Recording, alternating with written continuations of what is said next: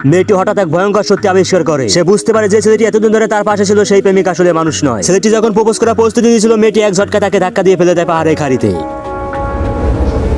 কিন্তু মেয়েটি প্রেমিকের মৃত্যুর জন্য কোনো শোক প্রকাশ করে না, বরং ভয় আর আতঙ্কে পালাতে গিয়ে অজ্ঞান হয়ে পড়ে। ভাগ্যক্রমে এক দম্পতি পাহাড়ি পথ দিয়ে হেঁটে যাচ্ছিল, তারা মেয়েটিকে অজ্ঞান অবস্থায় খুঁজে পায়। কিন্তু মেয়েটি কিছুতেই কথা বলছে না। এই অদ্ভুত আচরণ দেখে সেই দম্পতি মনে সন্দেহ দানা বাঁধে। হঠাৎ মেয়েটি ধীরে ধীরে হাতে একটি ছুরি তুলে নেয়। দম্পতির সঙ্গে সঙ্গে আতঙ্কিত হয়ে ওঠে। ঠিক সেই সময় মেয়েটি ভয়ে কাঁপতে কাঁপতে তাদের পিছনের দিকে তাকায়। আর তখন তারা দেখতে পায় সেই ছেলেটি, যে ছেলেটি সকালে পাহাড় থেকে পরে মারা গিয়েছিল, সে যেন অক্ষত অবস্থায় তাদের দিকে এগিয়ে আসছে। দম্পতি পুরুষটি বুঝতে পারে এই লোকটা ভয়ঙ্কর। সে সাহস করে প্রথমে আক্রমণ করে বসে। কিন্তু অবাক করার মতো এক ঘটনা ঘটে। তার মুষ্টি আঘাত শূন্য হয়ে পড়ে। ছেলেটি হাত কেটে সঙ্গে সঙ্গে মাটিতে পড়ে যায়। পর মুহূর্তে ছেলেটি আঙ্গুল দিয়ে হালকা করে এক স্লাইড করে দেয়। আর তখনই লোকটির প্রেমিকা তাকে খুঁজতে বেরিয়ে পড়ে।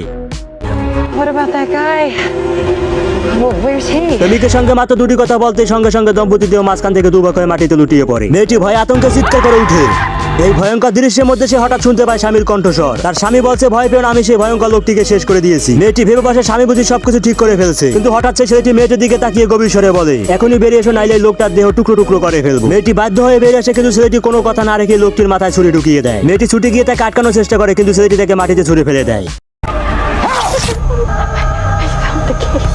হঠাৎ মেয়েটি চোখে পড়ে পাহাড়ে গুহার ভিতর থেকে নীলচে আলো বেরোচ্ছে। সে ভয়ে ভয়ে গুহার ভিতরে ঢুকে যায়। গুহার ভিতরে সে ঢুকে দেখে অদ্ভুত এক আঠালো তল মাটিতে নড়ছে। মেয়েটি ভয় পিছন ফিরে তাকাতে চিৎকার করে উঠে, কারণ সে দেখে সেই আসল ছেলে মার্কো গুহার দেয়ালে আঠার মতো লেগে আছে। আর তার পুরো দেহ কোনো অজানা বস্তুতে জড়ানো। মেয়েটি বুঝতে পারে তার সামনে দাঁড়ানো ছেলেটি আসলে মার্কো নয়, এটা এক ভিন গ্রহ প্রাণী। সে আসলে মার্কোকে নকল করেছে। তো বন্ধুরা, এরপরে কি হয়েছিল তা দেখার জন্য কমেন্ট বক্সে পার্ট 2 দেখিয়ে দিন।